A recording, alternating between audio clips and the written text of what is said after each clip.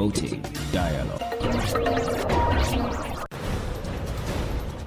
It's 6 p.m. in Dakar, 7 p.m. in Lagos. Good evening and welcome to Newslink in West Africa, the Macross Radio, broadcasting on 94.9 FM around the world on wadr.org. Here are the top stories. Terrorists detonate explosives, killing at least 8 people in Niger State, north central Nigeria. Rising tensions in southern Senegal amid army operations. Civilians seek refuge in the Gambia. This presents a serious challenge for Senegal, and addressing it will require more than repression, especially as the situation tends to repeat itself each year. Benin's Electoral Commission publishes official list of diaspora polling stations ahead of April 12 presidential election. And Ghanaian President Mahama heads to the U.S. for UN Reparatory Justice Forum. Please stay tuned for details of these stories and more. On the news, this is Sankulu Jubril Janko. Many thanks for joining us. We begin in north central Nigeria, where at least 8 people have been killed after suspected terrorists detonated an explosive device on a bridge in Niger State. Authorities describe the incident as a growing pattern of attacks targeting communities and infrastructure. Abuja correspondent Yechinu Sasetu reports. The incident occurred in the early hours of Monday, when suspected terrorists bombed a bridge along the Luma Road in Borgu local government area, cutting off access between Luma, Babana, and Agwara communities. Authorities say the same explosive device also struck a vehicle traveling between Nuku and Woro, killing all 8 occupants on board. The destroyed bridge is a critical route linking communities to the Babana border market, a major economic hub, raising concerns over disruption to movement and local trade. The Niger State Police Command confirmed the incident, noting that clearance operations are ongoing while security agencies are intensifying efforts to secure the area and prevent further attacks. Recent months have seen a rise in violent attacks in parts of Niger State, with communities increasingly targeted by armed groups using explosives and coordinated assaults. For WADR, Yechenu Sasetu reporting. Meanwhile, the 2026 Global Terrorism Index ranks Nigeria among the most terror-impacted countries globally, raising fresh concerns about the country's security situation. The report indicates that Nigeria recorded the largest increase in terrorism-related deaths worldwide. Fatalities rose sharply over the past year, highlighting the urgent need for a new approach to tackling insecurity. We'll bring you an analysis of this development later in the news edition. Elsewhere in Guinea, the Office of the Public Prosecutor at the Court of Appeal in Conakry announces the arrest and indictment of several individuals on terrorism-related charges. These include complicity in terrorism, criminal conspiracy linked to terrorist enterprise, and the financing of terrorism. In a statement issued during the weekend, Prosecutor General Fallou Doumbouya said the arrest formed part of the government's criminal policy aimed at combating terrorism and violent extremism in the country. Augustine Colley tells us more in the following report. According to the Prosecutor General, the arrests were carried out in collaboration with defense and security services as part of ongoing efforts to tackle terrorism and violent extremism. A statement from the Conakry Prosecutor's Office indicates that investigations led to the dismantling of a group of 11 individuals arrested in April 2025 in Segeri, Majana, and Kankan. The group includes 7 Malayans, 2 Nigerians, 1 Burkinabe, and 1 Guinean national. The statement also notes that another Malayan, identified as Fotige Dao, was arrested in Kankan by the National Gendarmerie for his alleged links to a sleeper cell connected to the Group for the Support of Islam and Muslims, JNIM. Investigations further revealed links between the suspects and the group, as well as the coexistence of online radicalization networks involving several individuals, including Guineans. During questioning, Fotige Dao reportedly admitted to participating in the hostage for ransom operation contributing to the financing of terrorist activities. Investigators also identified several WhatsApp groups affiliated with the network, comprising 518 members, including 38 Guineans. The suspects have since been referred to the Kalom Court of First Instance, which has jurisdiction over terrorism cases, where they have been formally charged and placed in custody for complicity in terrorism, criminal conspiracy, and financing of terrorism. The Prosecutor General has assured the public of the authorities' commitment and urged the citizens to remain vigilant and report any suspicious activity. A report from Conakry correspondent Cherno Alpha Ibrahim Abalda, voiced by Augustine Coley. In more security issues, Senegal's southern region along the border with the Gambia is once again experiencing heightened tensions. For several weeks, the Senegalese army has been carrying out a large-scale operation to destroy cannabis fields, but the offensive has since escalated into clashes. Fighting between the military and armed individuals resulted in several casualties, forcing civilians to flee toward neighboring Gambia. Civil society groups are raising concerns in response to the worsening situation. The West African Movement Against Small Arms is calling for a shift in strategy. Seth Jansise is the coordinator of the movement. For a long time, we have been in Casamance supporting the peace process, and the relative calm experienced in recent years has been disrupted by recent events. However, it is important to distinguish between the resurgence of violence linked to the armed conflict and the growing criminal economy in the area, which the Senegalese state is determined to combat. This criminal economy is widespread and affects local populations, many of whom are unemployed. As a result, cannabis cultivation and timber trafficking have become common in parts of the Benona department, largely due to its proximity to the Gambian border. The situation is further complicated by the fact that the same communities live in both sides of the border, making collaboration and complicity easier. This presents a serious challenge for Senegal, and addressing it will require more than repression, especially as the situation tends to repeat itself each year. A shift in strategy is needed, one that supports people to live decently under the risks of relying on criminal economy and fully exercise their rights. Opening up the area to improve mobility could also serve as a deterrent. These efforts must be backed by a strong public awareness and sensitization programs. Seth Jansise is the coordinator of the West African Movement Against Small Arms. More stories coming up on West Africa Democracy Radio. Newslink continues. Now to bilateral development, as the second session of the Niger-Algeria Joint High Commission for Cooperation is underway in Niamey. From March 21 to 24, delegates will discuss ways to deepen bilateral partnership in key sectors such as energy, infrastructure, telecommunications, and finance. The first technical meeting was held on Sunday, March 22, involving experts. Usman Omar tells us more. The High Commission meeting of experts focuses on evaluating ongoing projects and identifying new partnership opportunities.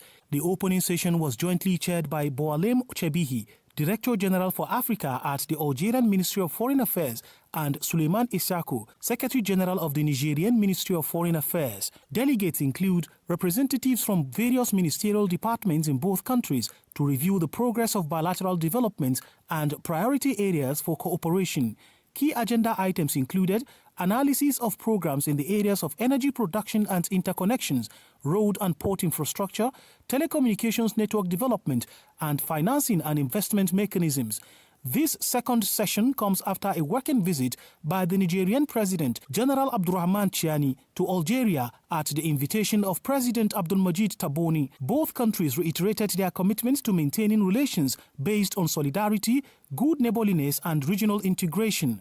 Also, at the end of the Algerian Prime Minister's visit to Niamey, the authorities indicated that a series of agreements should be signed and cooperation mechanisms would be strengthened in areas of common interests. A report voiced by Usman Omar. Away from the Central Sahel, Ghanaian President John Dramani Mahama is on an official visit to the United States.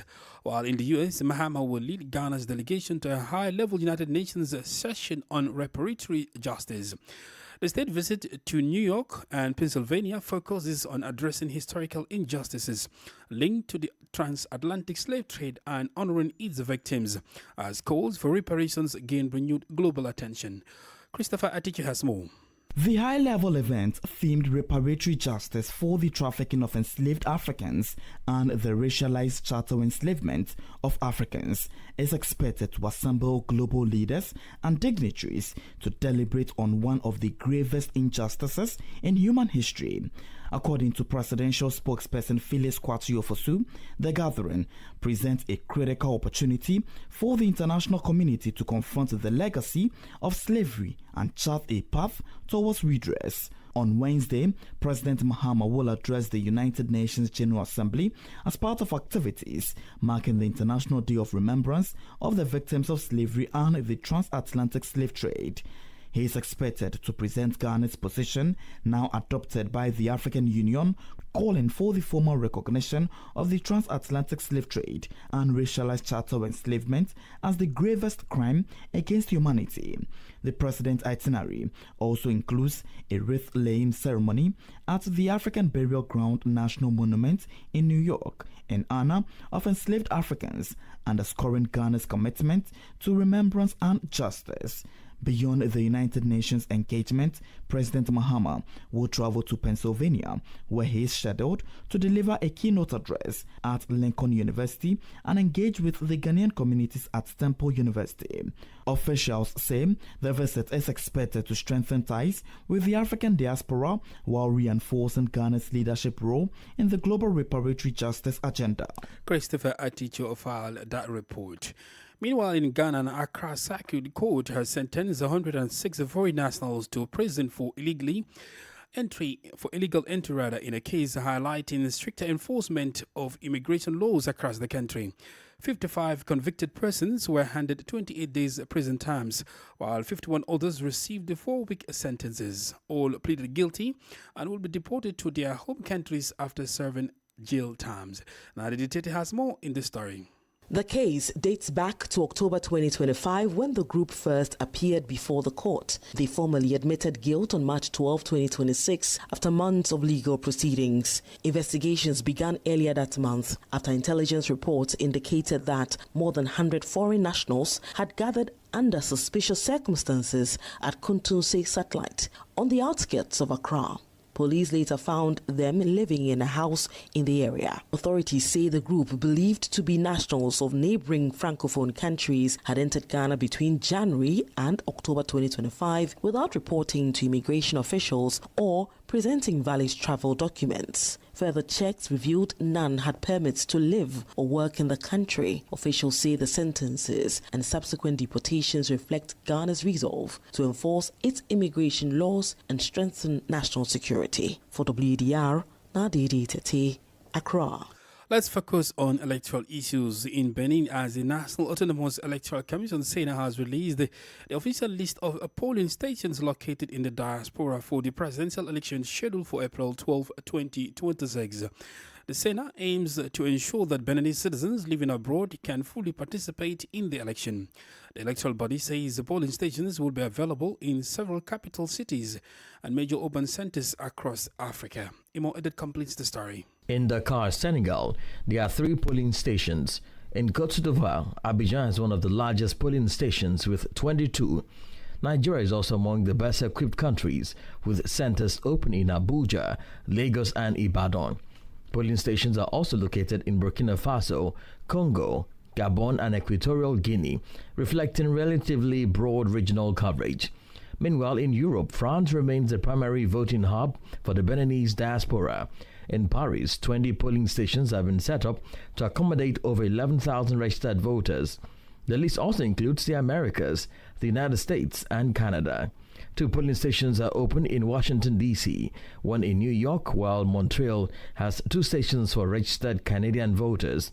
The National Autonomous Electoral Commission (SENA) specifies that on election day, voters must present a valid form of identification in accordance with current regulations. Through this mechanism, the electoral body reaffirms its commitment to organizing an inclusive election, integrating the diaspora into the national democratic process. It now remains to be seen what the real impact of this external vote will be on a presidential election that promises to be decisive for Benin's political future. Imo Edet filed that report. You're listening to Newslink in West Africa, Democracy Radio, 94.9 FM Dakar, online at wadr.org. Here's a reminder of our top stories. Terrorists detonate explosives, killing at least 8 people in Niger State, north-central Nigeria. Rising tensions in southern Senegal amid army operations as civilians seek refuge in the Gambia. Benin's Electoral Commission publishes official list of diaspora polling stations ahead of April 12 presidential election. Ghanaian President Mahama heads to the U.S. for UN Reparatory Justice Forum. Still ahead, we have guest interview and sports news. Please stay with us. Fresh and breaking news all the time. Hear it first as the news breaks, only on West Africa Democracy Radio. Newslink continues. Now to the growing scourge of illegal mining in parts of the sub-region. In Liberia, a prominent human rights lawyer, Taiwan Gongolo, is demanding an immediate and thorough investigation into allegations of illegal mining operations along the Guinea-Liberia border. He warns that these actions have not only violated international law but also dangerously strained relations between the two nations, potentially undermining Liberia's stability. Taiwan Gongolo emphasizes the gravity of the situation, highlighting the potential for conflict and the need to hold those responsible accountable. WDR's Monrovia correspondent Abraham Parker reports. The Liberian human rights lawyer accused unnamed individuals within the government of mining diamonds in the shared waterways without the consent of Guinea, a clear violation of international law. Taiwan Gongolo went further, warning President Joseph Boakai that a failure to act decisively would imply complicity and trigger a campaign for his impeachment. Anybody who is found to have violated this international law that brought Guinea and Liberia nearly to war to be held accountable. If it is a minister in his government, that minister should be dismissed. If it is someone in the other branch of government, that person should be prosecuted. It was an act of treason, something that will undermine the sovereignty of Liberia. If President Boakai does not do it, then I will launch a campaign for his impeachment. The presence of Guinean soldiers on Liberian territory has reportedly caused widespread fear and displacement among residents. Some elders are appealing to the government for urgent intervention. They are among all with arms. It is race for all. The community members surrounding the border, we are not too encouraged. Those guys, they are surrounded all over. We will not agree to go under Guinea authority. We are not Guineans, we are Liberians. As for my community, when the people take my land, I will take my family, I go to the president area, settle there with my family because I have no area to go again. The Liberian government has stated its intention to address the issue through diplomatic channels. However, reports indicate that Guinean armed forces have maintained a presence on the Liberian side of the border since a meeting of African leaders in the Guinean capital, raising concerns about the effectiveness of diplomatic efforts. For Newslink on WADR, Abraham Parker, Monrovia. In Côte d'Ivoire, at least 16 people have been arrested following protests in Bokanda in the central region of the country over persistent water and power outages. The demonstrations, led by students with support from local youth groups, followed several days of interrupted power supply. Tensions escalated when security forces blocked a planned march using tear gas to disperse protesters. Those arrested during the event have since been referred to the prosecutor's office in Jamkoro. The incident highlights the broader challenges with electricity and water supply in parts of the country, including Abobo and Anyama settlers, where residents continue to face recurring outages. The situation has also drawn political reactions, mostly from the prominent youth figure Jean-Francois Kwasi, who criticized President Alassane Ouattara's leadership over the hardship faced by citizens. Politics Analysis on major news, social matters, and all. This is The Guest. The guest interview focuses on the 2026 Global Terrorism Index, which ranked Nigeria among the most terror-impacted countries globally, raising fresh concerns about the country's security situation. The report indicates that Nigeria recorded the largest increase in terrorism-related deaths worldwide. Fatalities rose sharply over the past year, highlighting the urgent need for new approaches to tackling insecurity.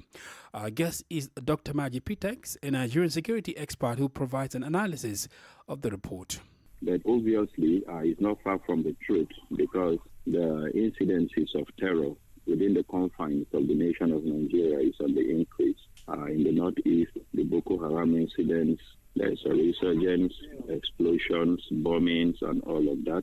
And then apart from that, in the northwest and the north central, a lot of incidences of attacks, abductions, kidnappings, and bombings. So there are a lot of things around terrorism that is happening. So it's not surprising that at this point in time, we're having a leap in the Global Terrorism Index. What key factors do you believe are driving this surge? So many things. One, when there is so much confrontation and there is counter-terrorism within a state, nobody wants to throw in the towel. So the violent extremist groups and the terror groups themselves will want to show that, yes, we're still here, we're still in charge, we're still in control. And what they want is to create the fear factor and have a siege mentality so that people are going to be afraid. And when the community are afraid, when the nation is afraid, it is easier for them to perpetrate their acts, so that's what they try to do. If you don't do that, if you don't show that you're still relevant, if you don't show that you still have the capacity and the capability to really terrorize a community, then whatever it is you're doing, is just going to be laughed at. So it's just a matter of trying to reestablish your presence, and that happens everywhere. So it's very easy for you to realize when there are massive attacks, there is going to be massive reprisal.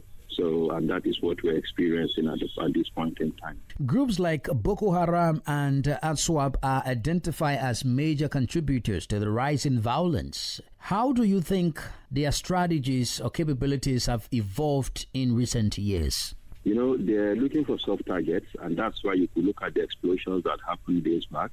There are 3 massive explosions that went off in the night. From what we're hearing, there were 5 people, but 2 didn't detonate. So the 2 might still be hanging around somewhere. It's just that, when acts of terror are supposed to be carried out, it's not written on their heads. So they just find a way of going into the civil society, and you never can be able to tell. And because the way you're planning to counter, that's how they're planning to perpetrate their acts. So everybody has his own inclinations and his plans. And nobody has monopoly of violence, nobody has monopoly of insurgency, nobody has monopoly of knowledge, nobody has monopoly of strategy. So even terror groups, they strategize, and that's part of what they've been doing. So even when they lie low, what do they try to do? They try to infiltrate, they try to penetrate. The United States has pledged to support Nigeria's fight against insecurity through intelligence support. And President Tinubu recently visited the United Kingdom, where discussions were also held on fighting insecurity, including France, which also recently signed a security agreement with Nigeria. How do you think these agreements with big hands like the United States, the UK, and France will play out in terms of addressing the rising insecurity in Nigeria?